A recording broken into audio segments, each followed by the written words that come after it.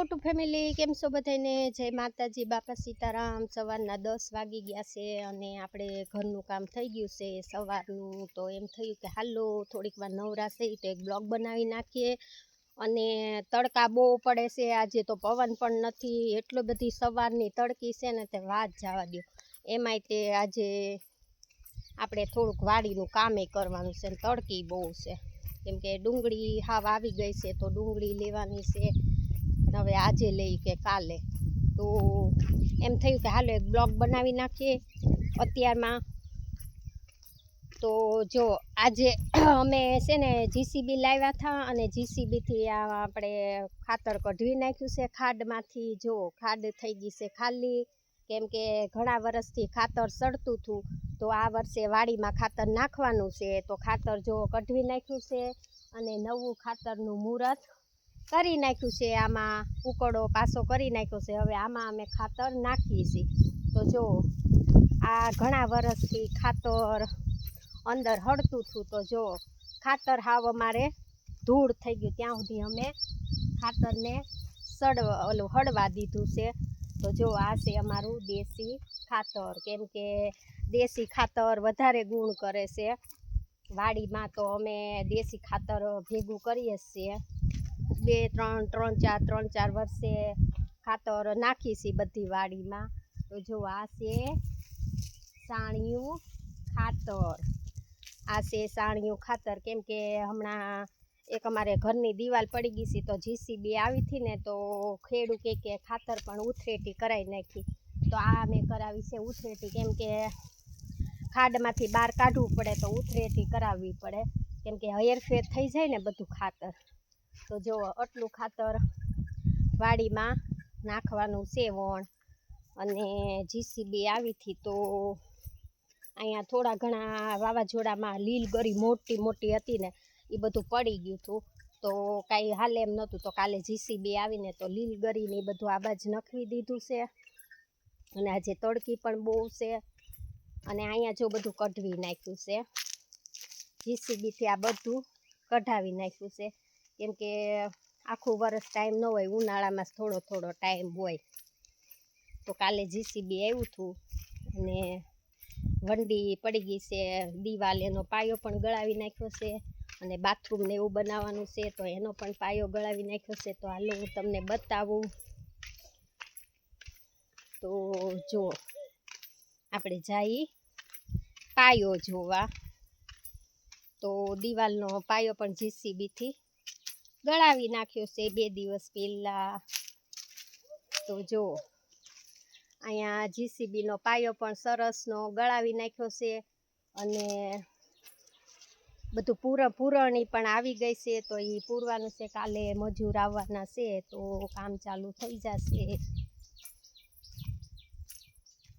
તો જો અહીંયા રેતી પણ આવી ગઈ છે, કાલે રેતી પણ લાવી નાખ્યા છે, અને ઈંટું તો અમારે પડી જ છે, ઈંટું તો અમારે પડી હતી।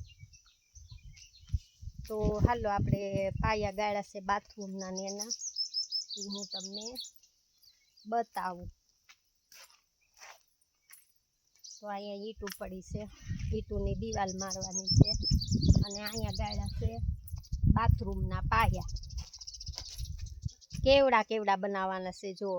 તો જીસીબીથી બાથરૂમના પાયા ગળાવી નાખ્યા છે, અને હવે પૂરવણી કરવાની છે, કાલે આવવાના છે મજૂર, તો કાલથી કામ શરૂ થઈ જશે। જો અહીંયા બનાવવાનું છે બાથરૂમ, બંને સાથે મોટા મોટા બનાવવાના છે, કેમ કે વાડીમાં જગ્યાની તાણ ન હોય, એટલે કાંઈ માપ લેવાનું ન હોય, જેવડા બનાવાય એવડા હાલે। તો બાપા સીતારામની દયાથી મુહૂર્ત આવી ગયું છે, થોડું થોડું બાથરૂમ ને એવું બની જાય, કંઈક દિવાલ બની જાય, ને પછી આગળ જોઈશે મકાનનું।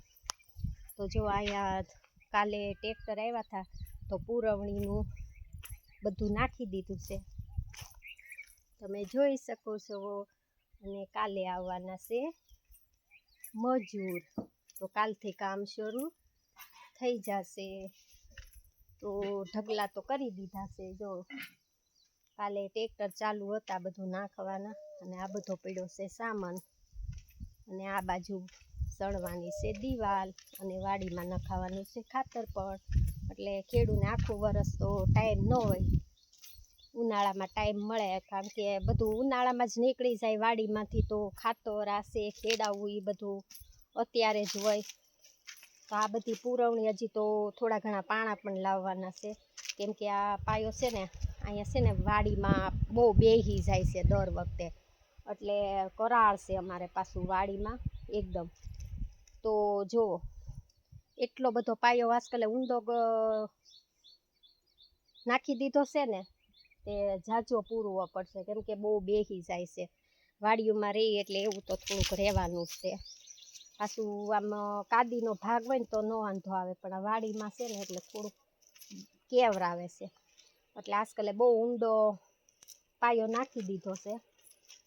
અને આજકાલે ઘર પણ થોડુંક આટલું વધારી દીધું છે, આટલું થોડુંક મોટું બનાવી નાખવાનું છે. તો થોડુંક મોટું બની જાય, આરો ખર્ચો કરીશી તો થોડુંક વધારે. તો એમ થયું કે હાલો એક બ્લોગ બનાવી નાખી સવારમાં. અને હવે બનાવવાની છે રસોઈ.